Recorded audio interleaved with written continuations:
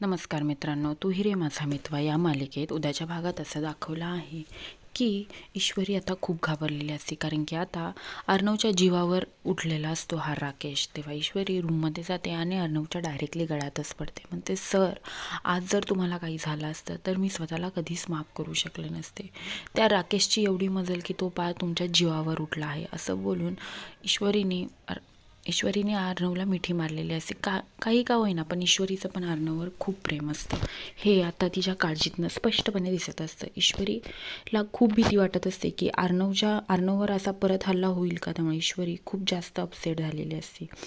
ती गणपतीपुढे हात जोडून उभे राहते. म्हणते, गणपती बाप्पा, प्लीज अर्णव सरांवर अशी वेळ करत कधीच येऊ नको. माझ्यासाठी तू त्यांचं रक्षण कर, असं ती गणपतीला सांगत असते. आणि हे सगळं मागं उभं राहून अर्णव ऐकत असतो. अर्णव म्हणत असतो ईश्वरीला माझी किती काळजी आहे, ती माझ्यासाठी काय काय करते, ती माझ्यासाठी किती इमोशनल झाली. त्यामुळे अर्णवलाही कळत असतं की ईश्वरीचं माझ्यावर प्रेम आहे.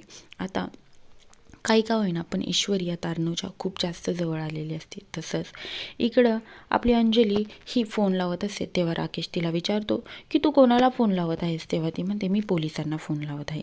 असं बोलल्यानंतर ना राकेश म्हणतो, ही बावळट अंजलीने जर पोलिसांना फोन लावला, जर इन्व्हेस्टिगेशन झालं तर माझं नाव सगळ्यांसमोर येईल आणि माझा चेहरा सगळ्यांसमोर असेल. त्यामुळे आता राकेशही घाबरलेला असतो.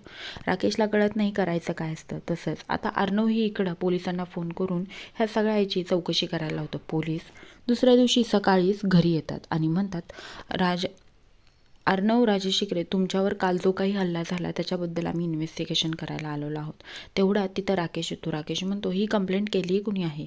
तेव्हा पोलीस म्हणतात, स्वतः अर्णवनी ही कंप्लेंट केली आहे. असं बोलल्यानंतर ना आता राकेशचं पूर्णपणे तोंड बंद झालेलं असतं. आता खरंच राकेशचा खरा चेहरा सगळ्यांसमोर येईल का, ते पाहण्यासाठी विसरू नका तू हिरे माझा मितवा आणि आजच आपल्या चॅनलला सबस्क्राईब करा.